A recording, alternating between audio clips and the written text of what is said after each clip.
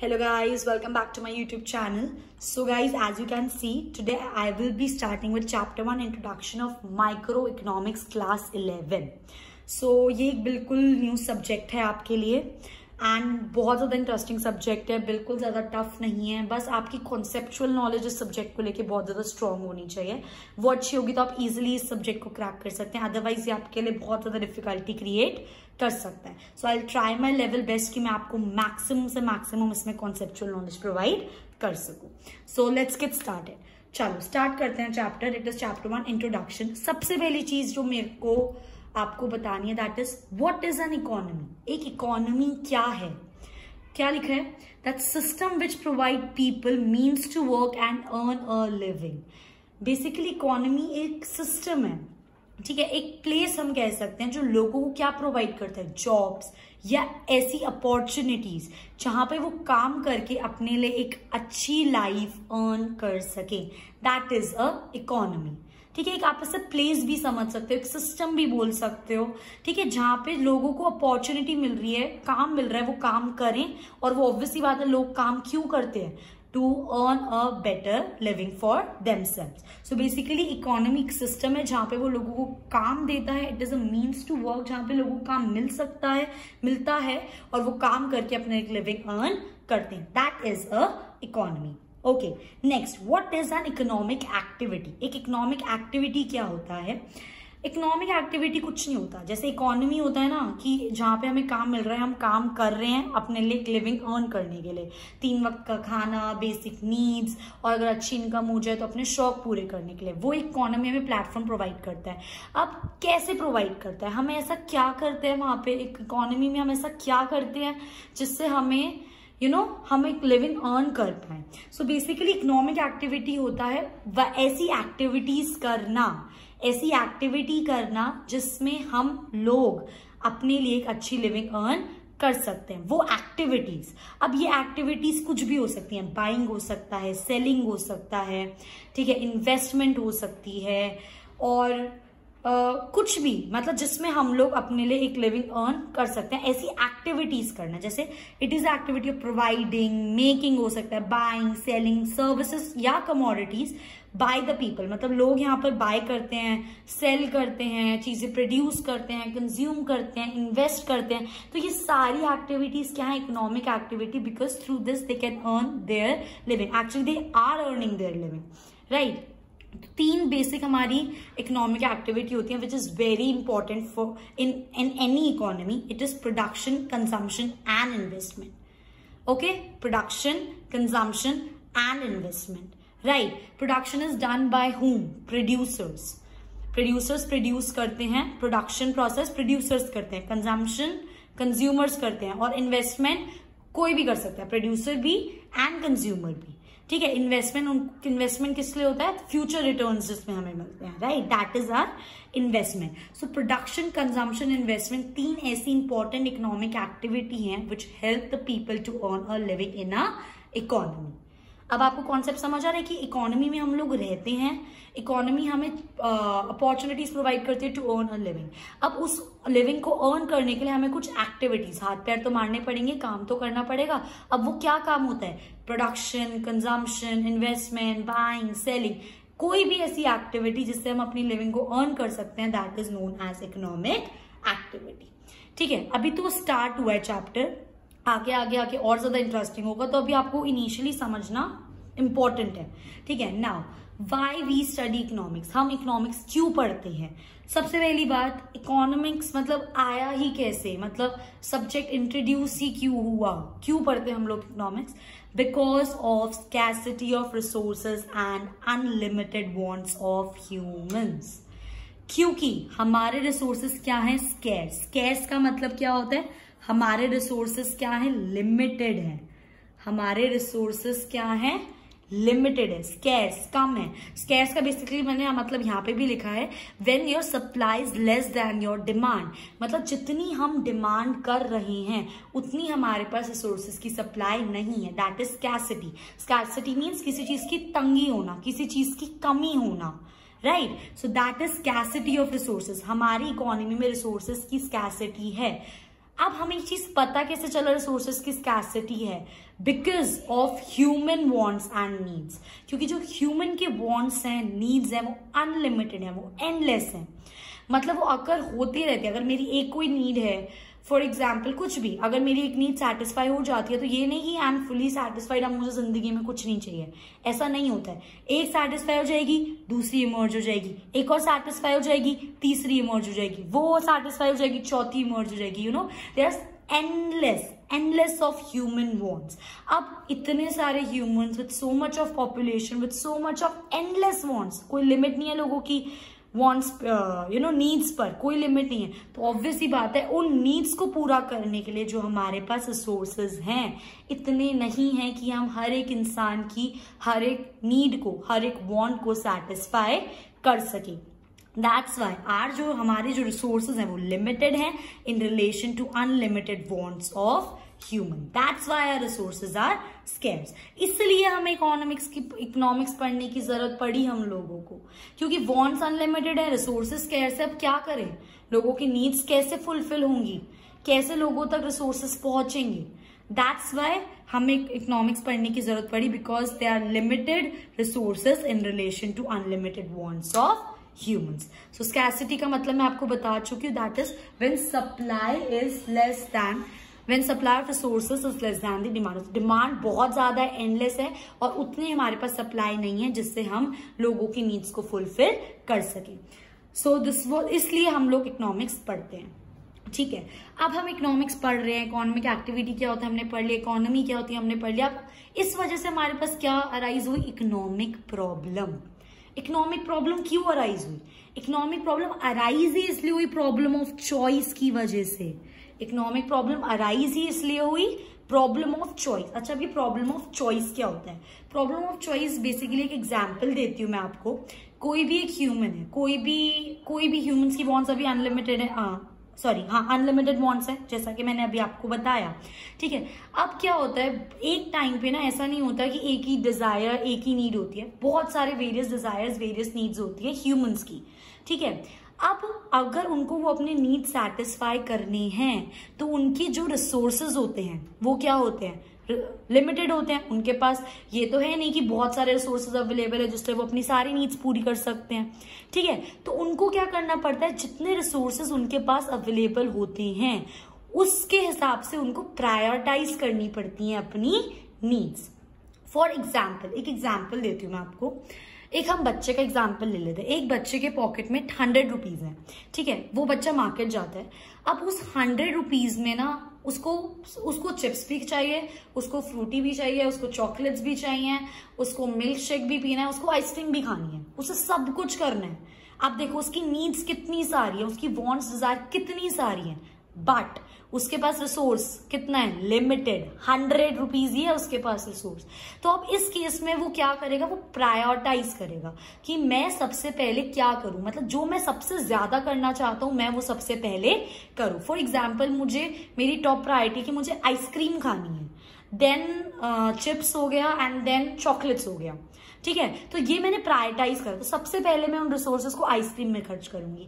मेरी जब सेटिस्फैक्शन हो जाएगी आइसक्रीम की, अगर उसके बाद मेरे पास फॉर एग्जाम्पल 60 रुपीज की आइसक्रीम आ गई, 40 मेरे पास अभी भी बचे हैं, तो मैं अपनी सेकंड वांट को भी फुलफिल कर सकती हूँ उन्हीं रिसोर्सेज में, है ना। रिसोर्सेज तो लिमिटेड है, रिसोर्सेज तो है 100 रुपए ही ना, बट अब मुझे अपनी इतनी सारी वांट्स को सेटिस्फाई करना है। दैट्स व्हाई मैंने क्या करा, प्रायोरिटाइज करा। बेसिकली मैंने चॉइस करा, मैंने चूज करा कि मैं सबसे पहले अपनी कौन सी नीड को फुलफिल करूं। That is economic problem, which is problem of choice. और ये जो प्रॉब्लम ऑफ चॉइस ये आकर क्यों हुई, आपने ये चीज सोची? अगर उसके पास मतलब एंडलेस मनी होता, endless as it for example 500 rupees होते, तो वो अपनी सारी नीड्स को फुलफिल कर सकता था। अगर आप मतलब किसी भी ह्यूमन के पास एंडलेस रिसोर्सेज अवेलेबल है तो वो अपनी सारी नीड्स को फुलफिल कर सकता है। पर क्योंकि हमारी इकोनॉमी में there is scarcity of resources only in relation to human demands. याद रखना मैं क्या बोल रही हूँ, there is scarcity of resources in relation to human wants. अगर हमारे ह्यूमन वांट्स कम हो जाते हैं या फिर अनलिमिटेड नहीं रहते, मतलब लोग सेटिस्फाई होना शुरू हो जाते हैं, जो कि पॉसिबल नहीं है। मैं एक एग्जांपल दे रही हूं। अगर वो ऐसा होना स्टार्ट हो जाता है तो गाइस स्कैसिटी होगी ही नहीं, जितने रिसोर्सेज हैं उतने लोगों की नीड्स पूरी हो रही है, सिंपल सॉर्टेड, बात खत्म। बट क्योंकि हमारे जो वांट्स है वो अनलिमिटेड है, इसलिए उनके रिलेशन में unlimited, so many of wants के रिलेशन में जो हमारे रिसोर्सेज है वो क्या है, कम है। That's why problem of choice arises. हमें चूज करना पड़ता है बिटवीन आवर नीड्स कि हम पहले अपनी कौन सी नीड को फुलफिल करें, ठीक है। अब प्रॉब्लम ऑफ चॉइस 3 रीजन की वजह से अराइज होती है। फर्स्टली प्रॉब्लम ऑफ चॉइस क्यों है, स्कैसिटी ऑफ रिसोर्सेज की वजह से। अगर हमारे पास रिसोर्सेज अनलिमिटेड होंगे तो हमें कोई प्रॉब्लम ऑफ चॉइस होगी ही नहीं। अनलिमिटेड रिसोर्सेज है, हमारी जितनी नीड्स है, भाई रिसोर्सेज अवेलेबल है, सब सेटिस्फाई हो जाएंगे। Second reason, there is unlimited human wants, क्योंकि हमारी ह्यूमन वांट्स अगर होती रहती है, सेटिस्फाई नहीं हो रहा है एक बंदा, मतलब टिल एंड टाइम तक ह्यूमन वांट्स आकर हो रही है, तो ऑब्वियसली बात है रिसोर्सेज तो कम पड़ेंगी और हमें प्रॉब्लम ऑफ चॉइस फेस करनी पड़ेगी। And third reason is resources have alternative uses. अब सोचो, स्कैसिटी ऑफ रिसोर्सेज तो है, मतलब रिसोर्सेज हमारे पास ऑलरेडी कम है, वांट्स हमारे ऑलरेडी इतने ज्यादा है, ऊपर से उन रिसोर्सेज के बहुत सारे यूजेस भी हो गए। फॉर एग्जाम्पल में मिल्क लेते हैं, ठीक है। अब मिल्क से हम कितनी सारी चीजें बना सकते हैं, पनीर बना सकते हैं, कर्ड बना सकते हैं, बटर बना सकते हैं, चीज बना सकते हैं, आइसक्रीम बना सकते हैं। ऑलरेडी वांट्स इतने सारे, ऑलरेडी मिल्क बस थोड़ा सा ही है हमारे पास। अब उस मिल्क से हम सेटिस्फाई करें लोगों की नीड्स। अब लोगों की डिफरेंट नीड्स है ना, किसी को आइसक्रीम चाहिए, किसी को मिल्क शेक पीना है, किसी को चीज चाहिए, किसी को बटर चाहिए, तो ये एक और डबल प्रॉब्लम हो गई। ऑलरेडी रिसोर्स स्कैर्स हैं, लोगों की वांट्स अनलिमिटेड है और उन रिसोर्सेज के ऊपर से ऑल्टरनेटिव यूजेस भी हैं। मतलब उस थोड़े से मिल्क में से मुझे मिल्क भी निकालना है, मुझे कर्ड भी बनाना है, मुझे आइसक्रीम भी बनानी है, सब कुछ करना है, ये कैसे पॉसिबल है। तो ऑब्वियस सी बात है प्रॉब्लम ऑफ चॉइस आपकी अराइज होगी ही होगी। दैट्स वाई मैंने यहाँ पे लिखा है प्रायोरिटाइज देयर नीड्स, मतलब प्रॉब्लम ऑफ चॉइस, क्योंकि अनलिमिटेड वांट्स हैं, रिसोर्स स्कैर्स है, उनके ऑल्टरनेटिव यूजेस, अल्टीमेटली उनके सारे नीड्स तो सेटिस्फाई हो नहीं सकते, तो उनको अपने नीड्स को क्या करना पड़ता है, प्रायोरिटाइज। उन्हें सोचना पड़ेगा कि सबसे पहले मैं अपनी कौन सी नीड सेटिस्फाई करूं, बाकी की हम आगे देखेंगे। Getting my point? तो this is economic problem. Again economic problem arise because of problem of choice. और प्रॉब्लम ऑफ चॉइस क्यों अराइज होती है? 3 रीजन की वजह से, which is scarcity of resources, unlimited human wants, resources of alternative uses. That's why as a result this is basically a conclusion, क्योंकि इस वजह से they have to prioritise their needs. So this was all about economic problem, ठीक है। सो अब हमने पढ़ लिया कि इकोनॉमी एक प्लेस है जहां पे हमें अपॉर्चुनिटीज मिल गई, हमने वहां पे इकोनॉमिक एक्टिविटीज परफॉर्म करी, production, consumption to earn our living. अब हम इकोनॉमिक्स क्यों पढ़ रहे थे? क्योंकि resources are scarce in relation to the human wants, इसलिए हमारी प्रॉब्लम ऑफ चॉइस अराइज हुई, एंड ये मैंने आपको एक्सप्लेन कर दिया। Now what is economics? अभी मैंने पढ़ाया व्हाई वी स्टडी इकोनॉमिक्स, हम क्यों पढ़ रहे हैं, क्योंकि रिसोर्सेज स्कैर्स है, ह्यूमन वांट्स अनलिमिटेड है। बट ये है क्या? इकोनॉमिक्स है क्या? ये भी एक बहुत इंपॉर्टेंट क्वेश्चन है। इकोनॉमिक्स क्या है? It is like a social science. SST है ना, पढ़ा है, 9-10 तक पढ़ा है बल्कि। एसएसटी बेसिकली, अब जैसे मैंने आपको क्या बताया कि लोग अपने नीड्स को क्या करते हैं, प्रायोरिटाइज करते हैं, बिकॉज स्कैर्स रिसोर्सेज स्कैर्स हैं, human wants unlimited and resources को ऑल्टरनेटिव, तो हमें प्रायोरिटाइज करना है। तो आप उस मतलब लोगों के उस बिहेवियर को स्टडी करना कि लोगों की अनलिमिटेड वांट्स हैं, उनके पास जो रिसोर्सेज हैं वो स्कैर्स है, तो वो किस तरीके से, उनके बिहेवियर को स्टडी करना कि वो किस तरीके से अपने उन लिमिटेड रिसोर्सेज को यूटिलाइज करते हैं, यूज करते हैं टू फुलफिल देयर नीड्स। उस बिहेवियर को पढ़ना, दैट इज इकोनॉमिक्स। यहाँ पे लिखा है मैंने social science which studies the way that how people use या choose among the scarce resources which already have alternative use. मतलब किस तरीके से वो उन लिमिटेड रिसोर्सेज को सिलेक्ट करते हैं, चूज करते हैं टू फुलफिल देयर नीड्स। उनकी उस बिहेवियर को पढ़ना इज इकोनॉमिक्स, ठीक है। Now we have types of economics. एक होती है पॉजिटिव इकोनॉमिक्स, एक होती है नॉर्मेटिव इकोनॉमिक्स, ठीक है। Now what is positive economics and what is normative economics? अब हमको पता है इकोनॉमिक प्रॉब्लम है ना, इकोनॉमी में प्रॉब्लम, रिसोर्सेज तो स्कैर्स है ही, ह्यूमन वांट्स अनलिमिटेड है और उन स्कैर्स रिसोर्स के ऑल्टरनेटिव यूजेस है, ये मेरी इकोनॉमिक प्रॉब्लम है। अब इस जो इकोनॉमिक प्रॉब्लम को एक्चुअली सॉल्व कैसे करा गया है, that is positive economics, that how the economic problem is actually solved। मतलब वो चीज हो चुकी है, it is based on the facts कि मतलब for example suppose 1 crore population है, एक पर्टिकुलर कंट्री की 1 करोड़ पॉपुलेशन है। अब उस पॉपुलेशन को कंट्रोल करने के लिए मे भी हो सकता है वो डेफिनेटली इकोनॉमिक प्रॉब्लम होगी, पॉपुलेशन बढ़ेगी, रिसोर्सेज कैर से लोगों के नीड्स बढ़ेंगे। अब इसको कंट्रोल करने के लिए गवर्नमेंट ने रूल कर दिया कि no family can have more than 2 babies, right. तो ये एक फैक्ट हुआ कि ऐसा हो चुका है इस पर्टिकुलर इकोनॉमिक प्रॉब्लम को सॉल्व करने के लिए। वो चीज आती है हमारी पॉजिटिव इकोनॉमिक्स की, कैसे हमने उस पर्टिकुलर इकोनॉमिक प्रॉब्लम को सॉल्व करा, ठीक है। That's why it is based on the facts, क्योंकि ये चीज हो चुकी है, ठीक है। एंड नॉर्मेटिव इकोनॉमिक्स क्या होता है, how they should be solve, basically suggestions. For example मैंने अभी जो दिया कि family can not have more than 2 babies, ये एक सोल्यूशन था उस पर्टिकुलर इकोनॉमिक प्रॉब्लम का, वो हो चुका है। अब अगर कोई इकोनॉमिस्ट इसमें सजेशन देता है कि नहीं भाई 2 बच्चे भी ज्यादा हैं, किसी को ऑफेंड नहीं कर रही मैं, जस्ट एग्जाम्पल है आपको समझाने के लिए कि नहीं 2 बच्चे भी ज्यादा है, 1 बच्चा होना चाहिए एक फैमिली में, ठीक है। तो ये हुआ नहीं है, this is just a suggestion कि how that economic problem can actually be solve. हुआ नहीं है, वो बस एक सजेशन है जो लोग अपने एक्सपीरियंस के बेस पर देते हैं, usually economist, right. So the how they should be solve, that's why it is suggestive in nature, ठीक है। इसमें कोई जजमेंट्स नहीं होते भाई, ये तो हो गया ना, अब लोग जज क्या करेंगे। बट इसमें अगर कोई suggestion they they, for example जैसे 1 बेबी वाला सजेशन आया, तो लोग उसको क्रिटिसाइज कर सकते हैं, लोग उसको जज कर सकते हैं, भाई कैसा यूजलेस सजेशन है, इससे कैसे सॉल्व होगी problem and all that stuff.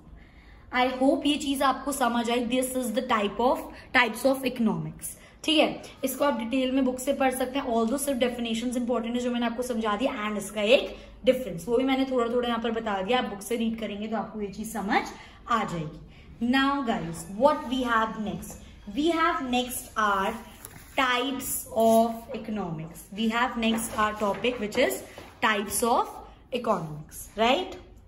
Late me just set it for you guys. Yes. Now, types of economics. 2 तरह की इकोनॉमिक्स होती हैं। First is are micro, second is are macro. याद रखना, माइक्रो को हम क्या बोलते हैं, प्राइस थ्योरी भी बोलते हैं, और मैक्रो को हम क्या बोलते हैं, इनकम थ्योरी भी बोला जाता है, ठीक है। सो माइक्रो इकोनॉमिक्स का मतलब होता क्या है, माइक्रो इकोनॉमिक्स का मतलब होता है जब हम स्टडी करते हैं behaviour of a single individual या of a single firm, basically single unit in the economy, मतलब एक जने का जब हम बिहेवियर स्टडी कर रहे हैं, लिखा है ना, that we study the behaviour of individual unit of the economy, ठीक है। और मैक्रो में मतलब हम जब सारे इंडिविजुअल्स का पढ़ रहे हैं या सारे फर्म्स का मैं पढ़ रही हूं behaviour as a whole, that is known as my macro economics, right. For example एक मार्केट में फॉर एग्जाम्पल मैंने एक इंडिविजुअल की डिमांड पूछी, तो वो मेरा माइक्रो इकोनॉमिक्स होगा। और अगर मैं उसी मार्केट में जितने भी लोग प्रेजेंट थे सबकी डिमांड का डेटा कलेक्ट करती हूँ, तो वो मेरा क्या आ जाएगा, मैक्रो इकोनॉमी में, ठीक है। देखो जैसे यहाँ पे लिखा ना इंडिविजुअल इनकम, एक जने की आप इनकम देख रहे हो इंडिया में कितनी है, वो आपका माइक्रो इकोनॉमी। और अगर आप सारे लोगों की टोटल नेशनल इनकम देख रहे हो, तो वो आपके कितने हो जाएगा, मैक्रो। तो अगर मैं इसको कंक्लूड करूं प्रिसाइज लैंग्वेज में आपको बताऊं, तो माइक्रो इकोनॉमिक्स का मतलब when we study the behaviour of single individual या सिंगल यूनिट, और इसके अंदर when we study the behaviour of all the individuals and all the unit present in the economy. So this is our type of economics. Again इसकी definitions and इसका difference आप संदीप गर्ग से कर सकते हैं फॉर बेटर अंडरस्टैंडिंग, ठीक है। Now, most important question, favorite question. Actually, out of this chapter, ना 2 ही question बहुत ज्यादा important है. One is central problem of the economy and second is the PPC वाला, जो अभी हम पढ़ेंगे, ठीक है। तो ये आपको समझ आना चाहिए ना, what is central problem of an economy? भाई सेंट्रल प्रॉब्लम हम थोड़ा सा पढ़ चुके हैं, होती तो वही है ना सेंट्रल प्रॉब्लम। क्या होती है सेंट्रल प्रॉब्लम गाइज हमारी, कि हमारी हमारी जो रिसोर्सेज हैं वो स्कैर्स हैं और जो हमारी नीड्स हैं वो अनलिमिटेड है। So central problem, main problem of the economy arises due to scarcity of resources. क्योंकि हमारे रिसोर्सेज स्कैर्स हैं, इसलिए हमारी central problem of economy rise करती है, ठीक है। So central problem of economy rise due to scarcity of resources. अब इसमें 3 क्वेश्चन मेन होते हैं कि भाई व्हाट टू प्रोड्यूस, क्या प्रोड्यूस करें हम जिससे हमारी सेंट्रल प्रॉब्लम सॉल्व हो, हाउ टू प्रोड्यूस, कैसे प्रोड्यूस करें, and for whom to produce, किसके लिए प्रोड्यूस करें। ठीक है, तो व्हाट टू प्रोड्यूस में हमें दो चीजें देखनी होती हैं। ठीक है, कि पहली चीज तो हम क्या प्रोड्यूस करें, कि हम क्या प्रोड्यूस करें, और दूसरी चीज जो हम प्रोड्यूस करें वो कितनी क्वांटिटी में प्रोड्यूस करें। पहला क्वेश्चन क्या होता है इसके अंदर, क्या प्रोड्यूस करें और कितनी क्वांटिटी में।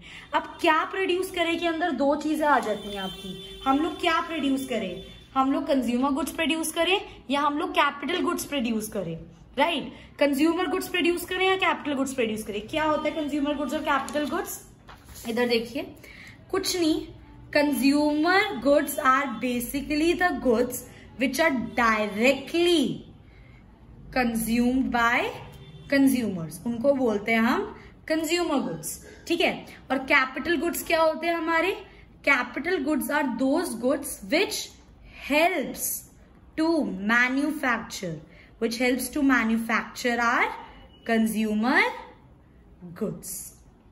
मतलब वो गुड्स जो हमारे कंज्यूमर गुड्स को मैन्युफैक्चर करने में हेल्प करते हैं उनको बोलते हैं हम capital goods. For example machines are very important to produce consumer goods, तो वो हमारा क्या हो गया, कैपिटल गुड। और कंज्यूमर गुड्स जो डायरेक्टली कंज्यूम करते हैं, तो व्हाट टू प्रोड्यूस के अंदर हमें यही डिसाइड करना है कि मैं क्या प्रोड्यूस करूं, कंज्यूमर गुड प्रोड्यूस करूं या कैपिटल गुड प्रोड्यूस करूं।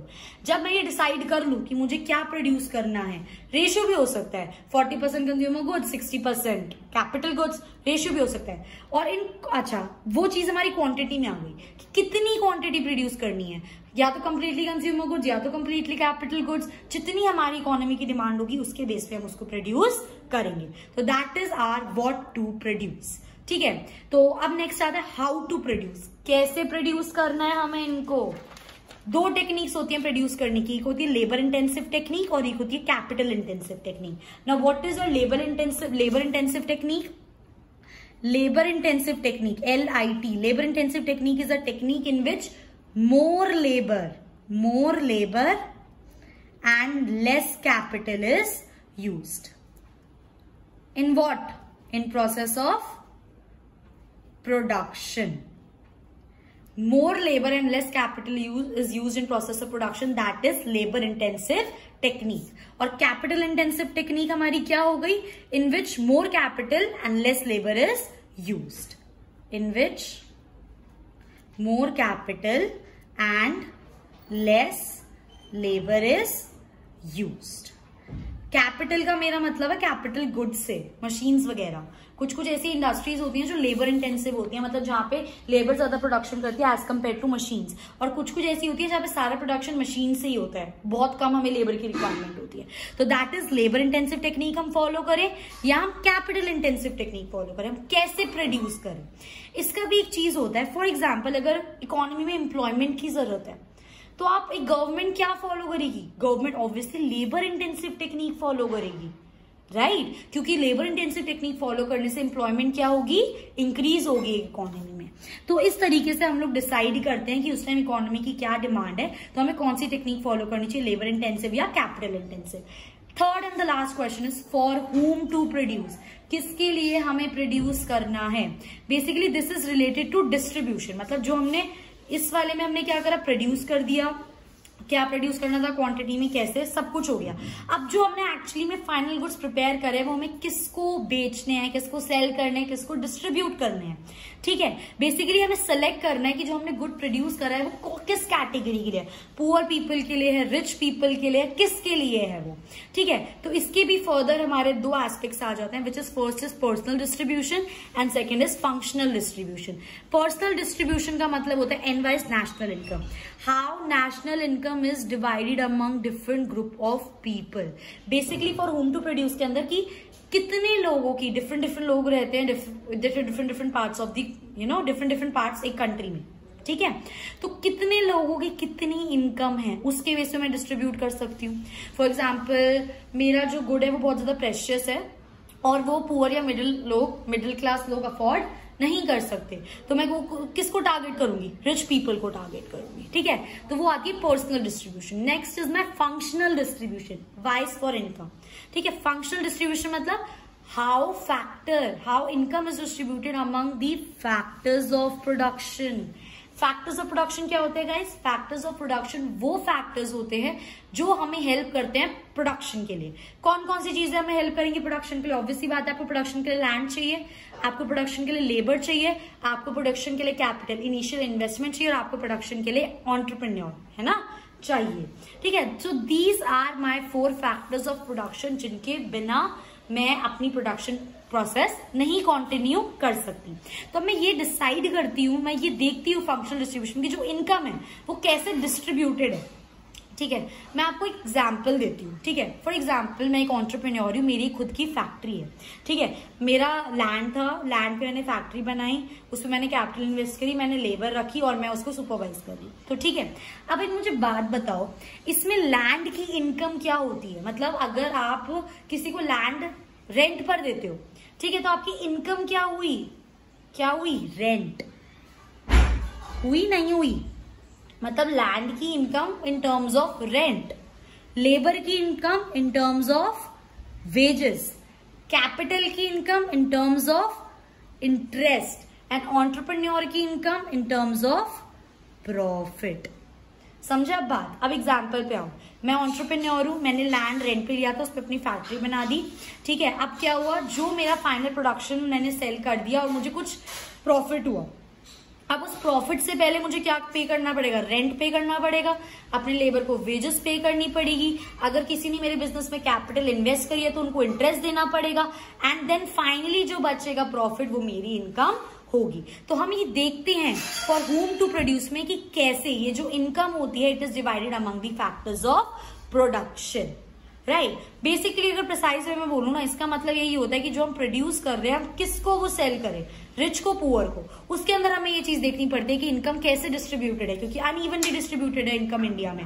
और सिमिलरली हमें ये भी देखना पड़ता है इनकम कैसे डिस्ट्रीब्यूट. राइट, तो हम ये देखते हैं कि कैसे वो फैक्टर्स ऑफ जो प्रोडक्शन है वो हुआ है इन land, labour, capital and entrepreneur. ठीक है, so this was all about central problem for economy. अगर आपके पास क्वेश्चन आता है सबसे पहले आप यही लिखोगे that it arises due to scarcity of resources. उसमें 3 क्वेश्चन होते हैं, what to produce, how to produce, for whom to produce. What to produce पे हम दिखाते हैं क्या प्रोड्यूस करना है, कितनी क्वांटिटी में, क्या के अंदर हमें दिखाना पड़ता है, consumer good, capital goods. How to produce में हमें टेक्निक दिखानी पड़ती है, labour intensive technique, capital intensive technique. और फॉर होम टू प्रोड्यूस में किसके लिए हम प्रोड्यूस कर रहे हैं, रिच लोगों के लिए, पुअर लोगों के लिए, उसके लिए हम इनकम पैटर्न स्टडी करते हैं. ठीक है, next concept is our opportunity cost. Now what is our opportunity cost? Opportunity cost is basically the cost of second best alternative forgone. ठीक है, अब समझ नहीं आ रहा होगा एकदम से क्या टेक्निकल सी लैंग्वेज है. मैं एक एग्जाम्पल देती हूँ आपको. ठीक है, अब एक एग्जाम्पल लेते हैं. फॉर एग्जाम्पल एक एम्प्लॉय है, ठीक है, मिस्टर ए, एक एम्प्लॉय है हमारा मिस्टर ए. मिस्टर ए को 3 जॉब के ऑफर्स आए. मिस्टर ए को 3 जॉब के ऑफर्स आए. फर्स्ट जॉब से उनको सैलरी मिल रही थी 75,000 रुपीज, सेकेंड जॉब से उनको सैलरी मिल रही थी 50,000 रुपीज, और थर्ड जॉब से उनको सैलरी मिल रही थी 40,000 रुपीज. तो ऑब्वियस सी बात है मिस्टर ए कौन सी जॉब के लिए जाएंगे? फर्स्ट जॉब के लिए जाएंगे. सो बेसिकली जब आप एक ऑल्टरनेटिव को चूज करते हो अपने सेकेंड बेस्ट ऑल्टरनेटिव को सैक्रिफाइस करके, so that is your opportunity cost. इस केस में my opportunity cost will be 50,000, क्योंकि मेरा second best alternative, second best option क्या था? 50,000. मैंने इसको सैक्रिफाइस करके अपना फर्स्ट ऑप्शन चूज करा. You getting my point?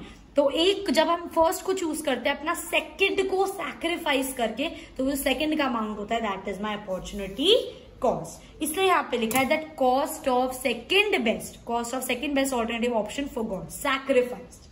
ठीक है, so this was all about opportunity cost. Now moving on, that is PPC, another important topic of this chapter, which is production possibility curve. ठीक है, PPC, production possibility curve क्या होता है? It is a graphical representation of all the possible combinations of two goods with based on given resources and technology. सबसे पहले थोड़ा सा समझा देती हूँ, फिर इस डेफिनेशन को पढ़ूंगी ताकि आप लोगों को समझ आ जाए. बेसिकली पीपीसी क्या होता है? It is a graphical representation. It is a graph, somewhat कुछ ऐसा सा दिखता है. Graphical representation of what? All the possible combinations of two goods. For example मैंने एक्स एक्सिस पे गुड बटर ले लिया, ठीक है, और वाई एक्सिस पे मैंने गन, 2 गुड्स ले लिए मैंने, ठीक है, मेरे को 2 गुड्स प्रोड्यूस करने हैं। तो अब इस गुड को प्रोड्यूस करने के लिए ऑल दी बेस्ट कॉम्बिनेशंस, ये जो कर्व है ना, ये मुझे बताएगा कॉम्बिनेशंस का मतलब क्या है।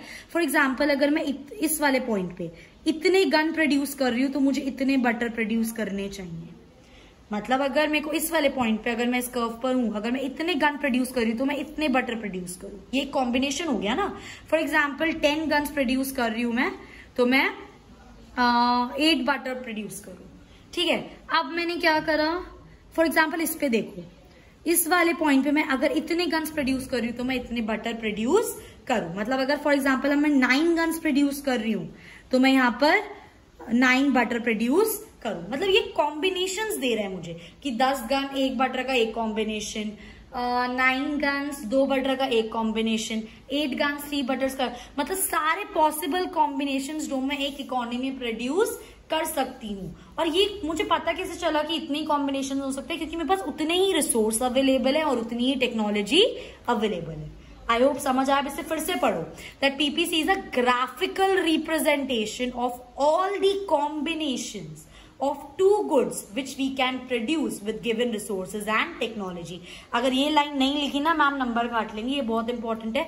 कॉम्बिनेशंस तो हमें बता रहा है पीपीसी, पर किसके टर्म्स में, कैसे, मतलब रिस्ट्रिक्ट कैसे हुआ वो, बिकॉज यहाँ पर जो गिवन रिसोर्सेज उस टाइम इकोनॉमी में और जो हमारी टेक्नोलॉजी है उसके बेस पे जो भी हमें कॉम्बिनेशंस पता चल रही हैं, that is my PPC.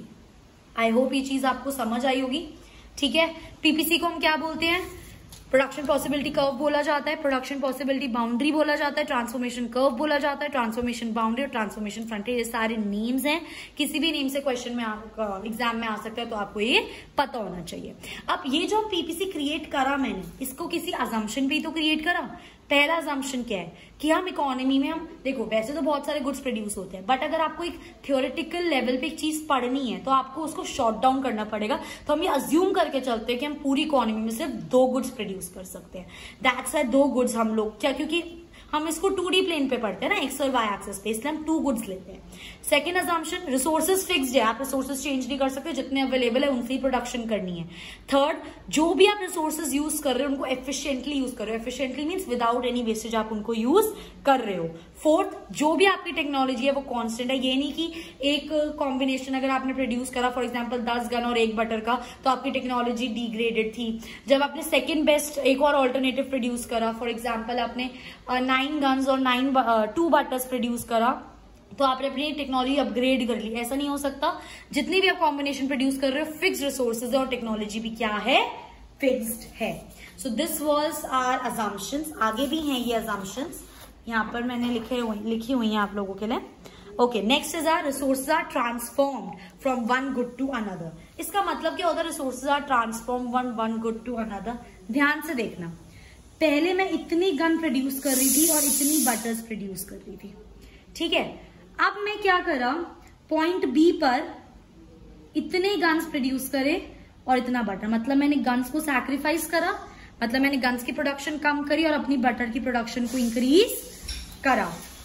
Point सी पर मैंने गन्स को और ज्यादा सैक्रिफाइस कर दिया, इस पॉइंट से इस पे, और अपनी बटर की प्रोडक्शन को मैंने बढ़ा दिया। तो मैं एक तरह से क्या कर रही हूं, मैं अपनी बटर की प्रोडक्शन को बढ़ाने के लिए गन्स की प्रोडक्शन को क्या कर रही हूं, कम कर रही हूँ। और गाइस अगर मैं गन्स की प्रोडक्शन कम कर रही हूँ, आपको याद होगा हमारे जो रिसोर्सेज है वो फिक्स्ड है। रिसोर्सेज क्या है, फिक्स्ड है, और टेक्नोलॉजी हमारी क्या है, टेक्नो क्या है हमारी, कांस्टेंट है। तो अगर मैं यहां से रिसोर्स, अब देखो इसकी प्रोडक्शन मैंने कम कर दी, मतलब मैंने यहाँ पे रिसोर्सेज कम लगाए और मैंने इसकी प्रोडक्शन बढ़ा दी। इसका मतलब जो यहाँ के रिसोर्सेज थे मैंने बटर में यूज कर लिया इसकी प्रोडक्शन को बढ़ाने के लिए। समझ रहे हो मैं क्या कहने की कोशिश कर रही हूँ, कि जो मेरे इनपुट्स मैं गन में यूज कर रही थी करने के लिए, वो मैंने बटर में यूज करे। बेसिकली मैंने क्या करा, रिसोर्सेज को शिफ्ट करा गन से बटर में। That's why it is said the resources are transform from one good to another. Transform या ट्रांसफर, मतलब अगर एक गुड की आपको प्रोडक्शन, ये तो डेफिनेटली क्लियर होगी बात। एक बात बहुत इंपॉर्टेंट नोटिस करने वाली है कि अगर हमें इकोनॉमी में एक गुड की प्रोडक्शन बढ़ानी है तो दूसरे गुड की प्रोडक्शन को हमें क्या करना पड़ेगा, कम करना पड़ेगा, क्योंकि हमारे पास रिसोर्सेज फिक्स्ड है। ये नहीं कि मैं गन की प्रोडक्शन भी बढ़ा रही हूँ, बटर की प्रोडक्शन भी बढ़ा रही हूँ, मेरे पास इतने रिसोर्सेज नहीं है और जो मेरी टेक्नोलॉजी है वो भी कांस्टेंट है। तो अगर मुझे एक की प्रोडक्शन बढ़ानी है तो दूसरी की प्रोडक्शन को मुझे कम करना ही पड़ेगा। और अगर मैं एक की प्रोडक्शन कम कर रही हूँ इसका मतलब मैं इसके रिसोर्सेज कहाँ यूज कर रही हूँ, दूसरे की प्रोडक्शन को बढ़ाने में, ट्रांसफॉर्म कर रही हूँ ना रिसोर्सेज यहाँ से यहाँ पे।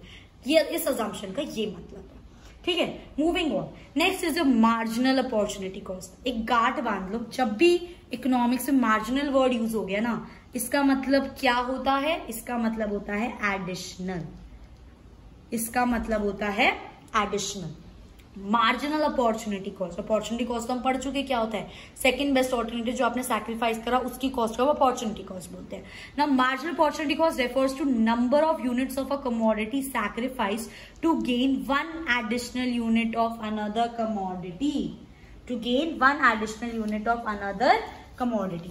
मैं एक आपको इसका ना एग्जाम्पल देती हूँ। ठीक है, अब हम एक स्केड्यूल से इसको समझते हैं। फॉर एग्जाम्पल मेरे पास कॉम्बिनेशन है। क्या कॉम्बिनेशन है मेरे पास, it is like A B C D E F G, ये मेरे सारे पॉसिबल कॉम्बिनेशंस हैं। एक पे मैंने लिया गन्स और एक पे मैंने लिया, एक एक्सेस पे मैंने लिया बटर। ठीक है, गन्स तो मैं क्या कर रही हूँ सैक्रिफाइस, पहले 21 बना रही थी, अब 20 बढ़ा रही हूँ, अब 18, फिर 15 ले लो, फिर 11, फिर 6 और फिर 0। बटर पहले 0 थे, अब 1, अब 2, अब 3, अब 4, अब 5, अब 6। ठीक है, इसके थ्रू ही मैं आपको दो चीजें बताऊंगी। It is MOC. अब एमओसी क्या होता है एक बार डेफिनेशन पढ़ते हैं फिर समझते हैं। Refers to number of units of a commodity sacrifice, मतलब मैंने कितने सैक्रिफाइस करे गन्स के ताकि मैं एक एडिशनल यूनिट गेन कर सकूं। 1 हमेशा मार्जिनल ना वो होता है कि एक चीज आपने कितनी सैक्रिफाइस करी to gain 1 additional unit, 1 additional. ठीक है, अच्छा एक और चीज उससे पहले, जब भी आप पीपीसी बनाते हो एक्स एक्सिस पे हमेशा हम वही वाला गुड लेते हैं जिसकी प्रोडक्शन इंक्रीज होती है और वाई एक्सिस पे हम हमेशा वही वाला गुड लेते हैं जिसकी प्रोडक्शन डिक्रीज होती है। आप इस शेड्यूल में भी देख सकते हो मेरी गन्स की जो प्रोडक्शन है वो डिक्रीज हो रही है और जो मेरी बटर की प्रोडक्शन है वो इंक्रीज हो रही है। अब मैं इसे मार्जिनल अपॉर्चुनिटी एमओसी निकालूंगी। इसका मतलब क्या है एमओसी, देखो इनिशियली ऊपर तो कुछ नहीं था, मैंने यहां से स्टार्ट करा तो फर्स्ट तो मेरा एमओसी कुछ नहीं होगा, मैंने अभी कुछ सैक्रिफाइस नहीं करा, मैंने 21 गन बना दी और 0 बटर बनाए जितने मेरे पास रिसोर्स और टेक्नोलॉजी थी। अब मेरे को अगर 1 यूनिट बटर का बनाना था तो मैंने कितने सैक्रिफाइस करे गन, यहाँ पर 1 गन सैक्रिफाइस करी। अगर मुझे अब 1 और यूनिट बटर का बनाना है तो मैंने यहाँ पे 2 गन सैक्रिफाइस कर दी। अब अगर मुझे 1 और 2 से 3 बनाना है तो मैंने यहाँ पे 3 गन सैक्रिफाइस कर दी। यहाँ पे अगर 1 और यूनिट बनाना है तो मैंने 4 गन सैक्रिफाइस कर दी। 1 और यूनिट बनाने के लिए मैंने यहाँ पे 5 गन सैक्रिफाइस कर दी और 1 और बटर का यूनिट बनाने के लिए मैंने यहाँ पे 6 गन सैक्रिफाइस कर दी। समझ रहे हो, मतलब एक एडिशनल यूनिट बनाने के लिए मैंने कितना सैक्रिफाइस करा, that is my marginal opportunity cost. ठीक है, और हमेशा याद रखना एक पीपीसी में आपका जो मार्जिनल अपॉर्चुनिटी कॉस्ट, जैसे आप मूव करोगे अपवर्ड टू डाउनवर्ड्स आपका एमओसी इंक्रीज होगा, क्योंकि मैं एक और मैं ज्यादा सैक्रिफाइस करना चाह रही हूँ। मैं चाह रही हूँ मैं एक और बटर बनाऊं, मैं और सैक्रिफाइस करने को तैयार हूँ। मैं एक और बटर के बनाऊं, मैं और गन सैक्रिफाइस करने को तैयार हूँ। देखो ना, पहले मैं सिर्फ 1 कर रही थी, फिर एक और बनाने के लिए मैंने 2 कर दी, फिर एक और बनाने के लिए मैंने 3 कर दी, 4 कर दी, 5 कर दी, 6 कर दी। जैसे जैसे मैं पीपीसी में डाउनवर्ड्स मूव कर रही हूँ मेरा एमओसी क्या हो रहा है, इंक्रीज हो रहा है। So basically it refers to the cost, मतलब basically number of units which I am ready to sacrifice to produce one बार बोल रही हूँ, 1 additional unit of another commodity. So this was all about MOC. अब आ जाओ अब MRT पे, that is marginal rate of transformation. Marginal rate of transformation भी पता है सेम होता है, बट इसके अंदर हम ना रेशियो ले लेते हैं, मतलब हम रेशियो ले लेते हैं इसका कितने यूनिट्स मैंने सैक्रिफाइस करे to gain 1 more unit. For example इसी को कंटिन्यू करते हैं। ठीक है, ये मेरा एमओसी था। अब यहाँ पर आ जाओ MRT पे। अब देखो आराम से, यहाँ पे तो मैंने अभी स्टार्ट करा, मैंने ना कुछ गेन करा ना मैंने कुछ सैक्रिफाइस करा। इस वाले पॉइंट पे मैंने 1 सैक्रिफाइस करा इस टू 1 गेन करा।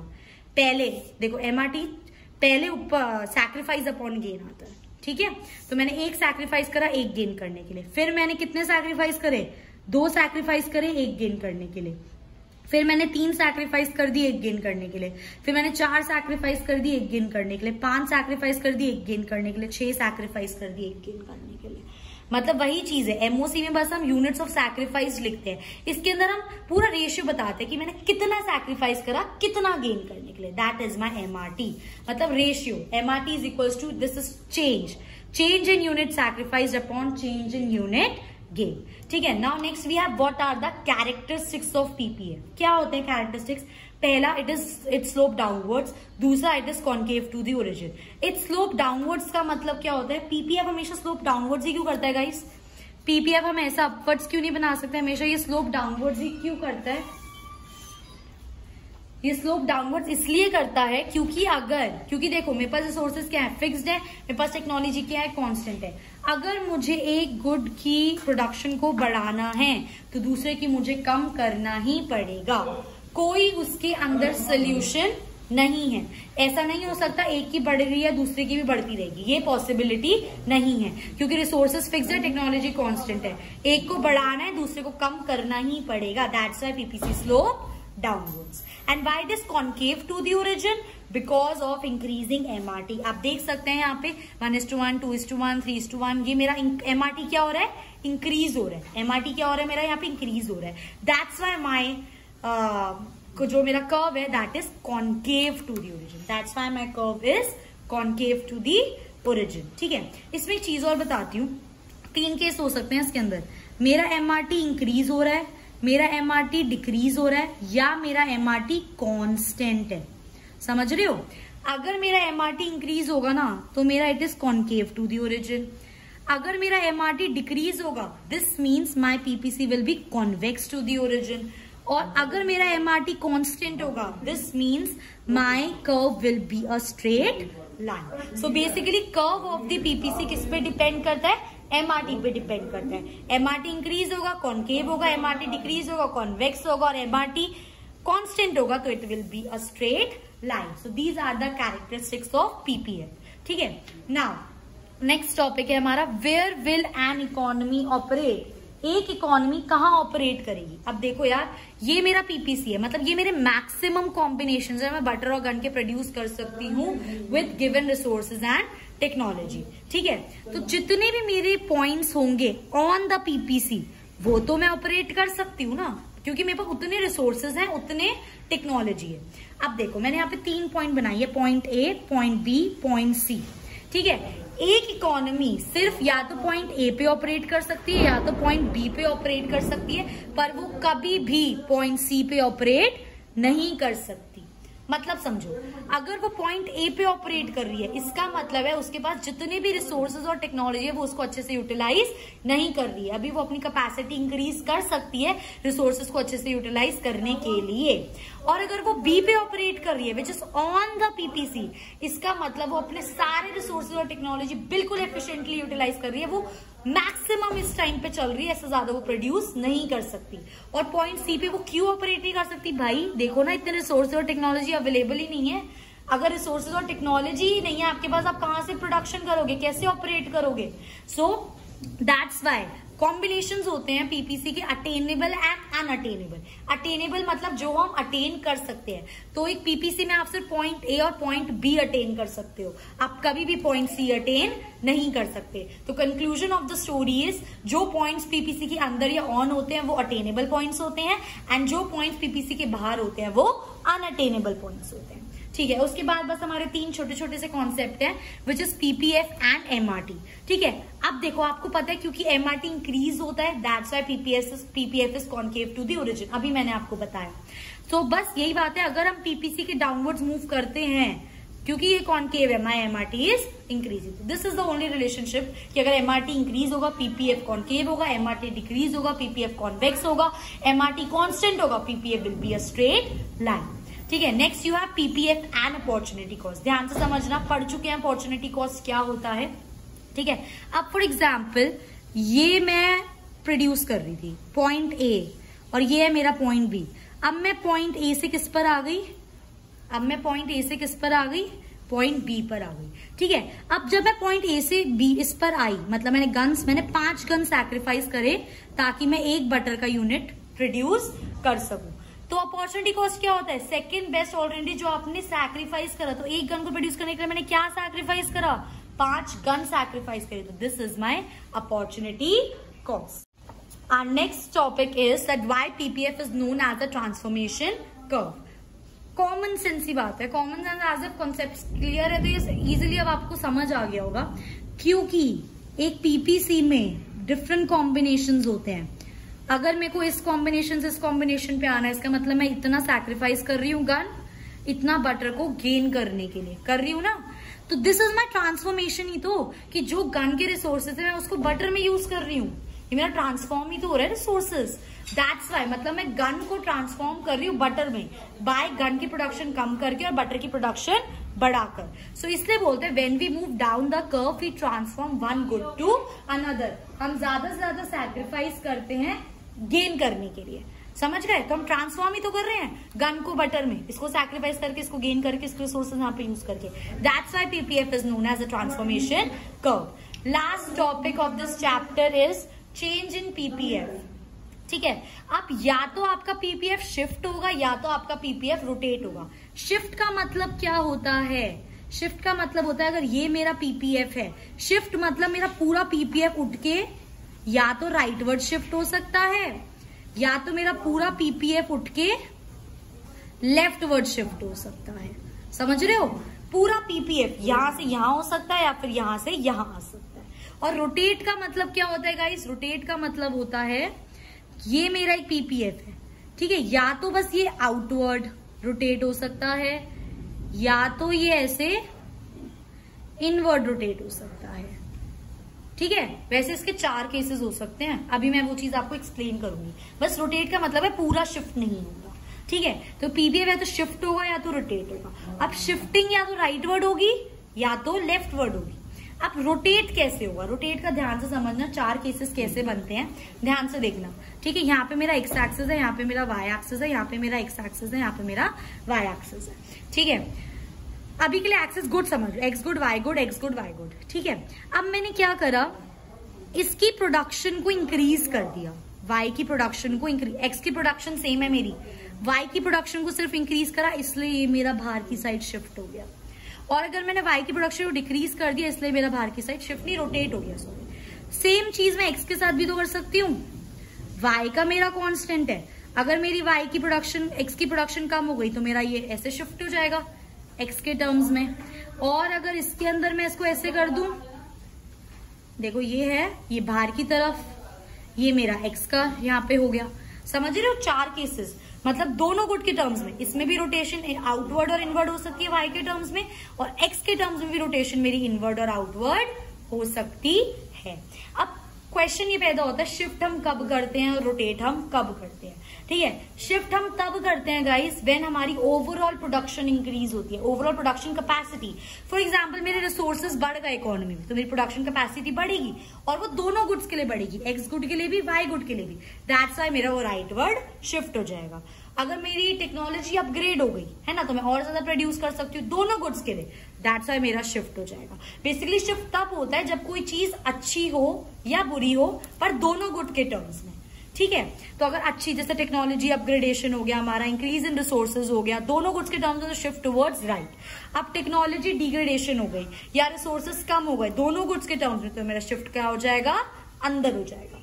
सिमिलरली अगर अब y और x के टर्म्स में आ जाओ, ये मेरे y वाले केसेस है, ये मेरे x वाले केसेस हैं. ठीक है, अब क्या हुआ, सिर्फ मैं y के लिए मेरे पास रिसोर्सेज बढ़ गए, तो मैं सिर्फ y की प्रोडक्शन बढ़ा रही हूँ, x की प्रोडक्शन में कोई फर्क नहीं पड़ा. दैट्स वाई वो मेरा आउटवर्ड रोटेट हो गया.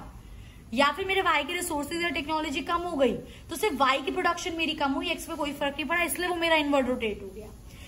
सिमिलरली एक्स का भी हो सकता है, एक्स की मेरी जो प्रोडक्शन है वो कम हो गई due to any reason, technology कम हो गई या रिसोर्सेज कम हो गए, तो मेरा इनवर्ड रोटेट हो गया, है ना, कम हो गई. पहले मेरी प्रोडक्शन इतनी थी, अब इतनी हो गई. वाई की सेम रही. सिमिलरली अगर मेरी सिर्फ एक्स की बढ़े तो ये बाहर की साइड रोटेट करेगा.